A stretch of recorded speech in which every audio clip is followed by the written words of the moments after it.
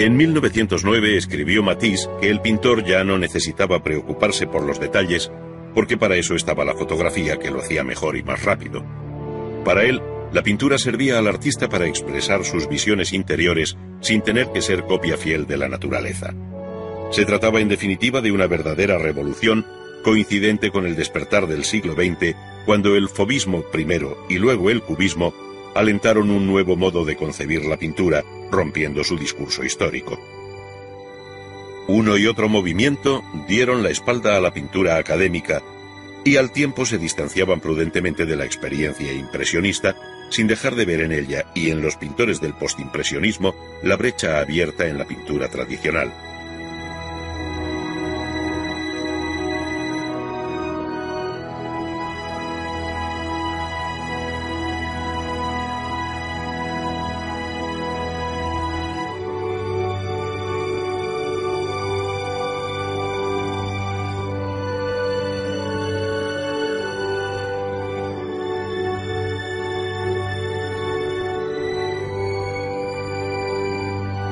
El nombre de fauvismo viene de fauve, esto es, fieras o salvajes, que es como la crítica adversa bautizó a los pintores que participaron en 1905 en el Salón de Otoño de París.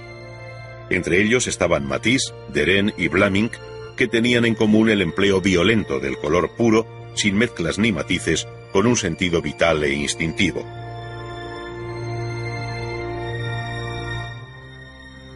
Esta concepción agresiva del color también contribuyó eficazmente a los efectos buscados por el expresionismo,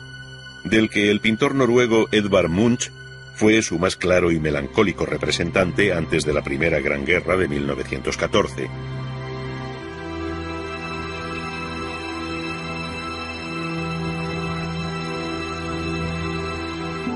Con él estuvo vinculado el grupo expresionista alemán de El Puente, en Dresde, formado por pintores como Kirchner y Pechstein, a los que se unieron otros como Emil Nolde. Su visión pesimista de la existencia hacía que el color perdiera el vitalismo de los fauvistas para plegarse a una visión inquietante de la realidad, llegando a conocer en su seno la formación de nuevos grupos con anterioridad a la Guerra del 14.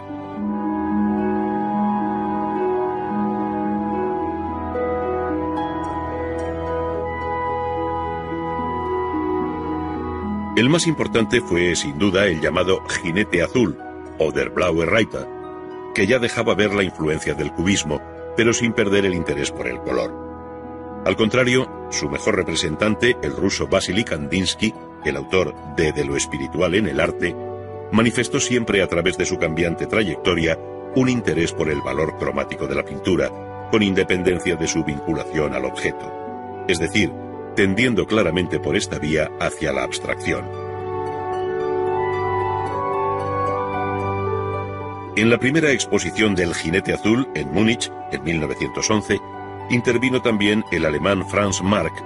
quien sometió su inicial visión naturalista a un proceso de pérdida de identidad formal para quedarse tan solo con el color en una imagen que tiene algo de abstracta cristalografía.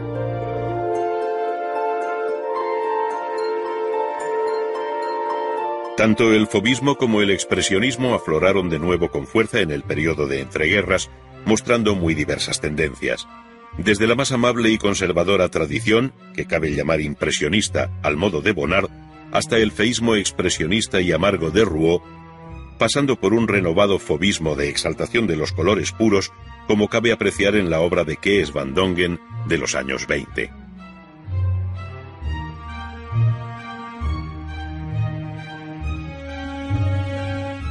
En paralelo a todo lo apuntado anteriormente se desarrolló el movimiento cubista, que tuvo mucho de espina dorsal del arte durante la primera mitad del siglo XX, si bien casi todo estaba dicho antes de 1914. Frente a la primacía del color, el cubismo se interesó por la forma, sometiéndola a un análisis, descomposición y síntesis que sonó como un golpe de gong en la historia del arte en general, más allá de su particular incidencia en el ámbito concreto de la pintura. Nada volvería a ser igual después del cubismo, que además contagió a todo cuanto sucedió en su entorno, generando movimientos satélites de gran importancia. Es aquí donde nombres como Picasso y Braque adquieren el carácter de pioneros en esta verdadera revolución artística, de un alcance insospechado en sus momentos iniciales. Se trataba de la pintura pura, como escribió Apollinaire en su libro sobre los pintores cubistas. El parecido ya no tiene importancia alguna, pues el artista lo sacrifica todo a las verdades o necesidades de una naturaleza superior que supone sin descubrirla. La pintura, en fin, transforma cruelmente todo cuanto alcanza.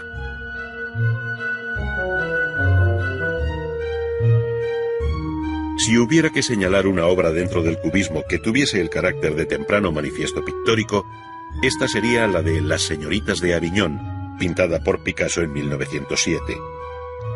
Aquí se hace patente la primacía de la línea y de los planos sobre el color y la luz, desentendiéndose el pintor del espacio tridimensional, tal y como el arte de la pintura había aceptado desde el Renacimiento.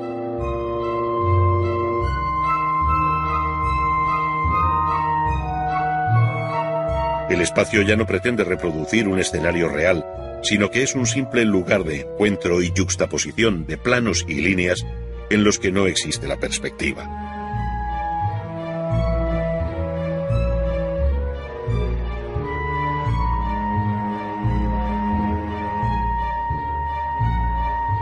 La luz tampoco matiza el color y los volúmenes y perfiles se geometrizan, se aplanan, ofreciendo imágenes inéditas sobre una figuración que muy pronto perderá su relación formal con el modelo.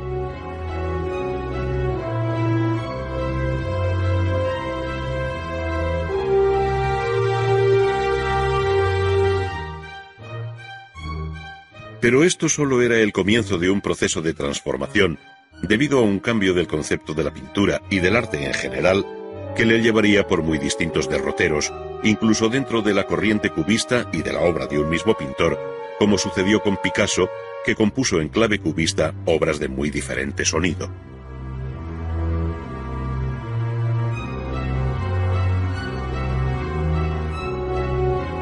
Para unos, el cubismo fue un punto de partida, para otros una experiencia ocasional, mientras que algunos lo vincularon a otros movimientos en visiones eclécticas y siempre interesantes. Así lo hicieron Severini, Boccioni y Russolo, dentro de la corriente futurista italiana, cuyo primer manifiesto, redactado por Marinetti, data de 1909. Allí se afirmaba la primacía de lo dinámico y se exaltaba la vida moderna, la velocidad, el ruido, de tal manera que un automóvil de carreras, a su juicio, era más hermoso que la victoria de Samotracia.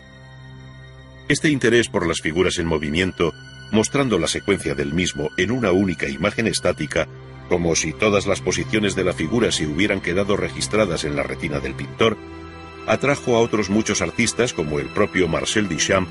que es el hombre más representativo del dadaísmo, y cuya habitual ironía crítica está mejor reflejada en otro tipo de obras de carácter iconoclasta y provocador propias del movimiento dada. En la común batalla frente a la pintura tradicional se alinearon junto al fauvismo, expresionismo y cubismo las vanguardias rusas tales como el rayonismo de Larionov, el constructivismo de Pevsner y Gabo y el suprematismo de Malevich. Todos ellos responden a un mismo objetivo de carácter abstracto del que Casimir Malevich es un ejemplo acabado en la propuesta que hizo en su escrito El mundo sin objeto de 1920. Allí defendió la supremacía de la sensibilidad pura en el arte plástico sin referencia a objeto alguno. Se trataba, en definitiva, de un nuevo intento por alcanzar una utopía, esto es, la pura expresión de la sensibilidad a través de una expresión geométrica reducida cromáticamente al negro, rojo y blanco. De aquí al no objetivismo de Rodchenko solo había un paso. Esta abstracción geométrica sedujo por otros caminos a pintores como el holandés Piet Mondrian, cuyo libro sobre lo que llamó el neoplasticismo, aparecido también en 1920, recoge aquella doctrina un tanto impersonal y lógica de construcciones lineales que se cortan perpendicularmente y cuyos campos encierran colores sin matices, evitando cualquier pincelada de carácter expresivo y buscando sobre todo una relación de equilibrio en todos los órdenes.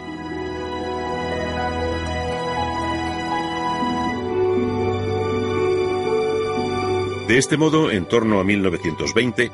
se habían sentado ya las bases de las distintas tendencias de la pintura del siglo XX, a las que habría que añadir otras muchas, como pueden ser la llamada pintura metafísica, de Quirico, con ensoñadoras pero sólidas imágenes que parecen reencontrarse con una parte de la historia por el modo de considerar los objetos en el espacio.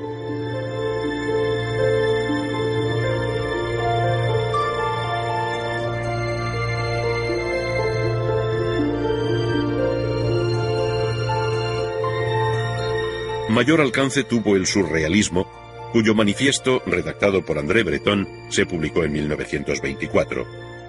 Como en todos los movimientos señalados, participaron en el surrealismo pintores tan diferentes como Picasso y Max Ernst, Chagall y Tanguy, o Picabia y Delvaux, siendo otros muchos los que por un tiempo participaron de aquella visión de raíz freudiana no controlada por la razón y de fuerte carga onírica.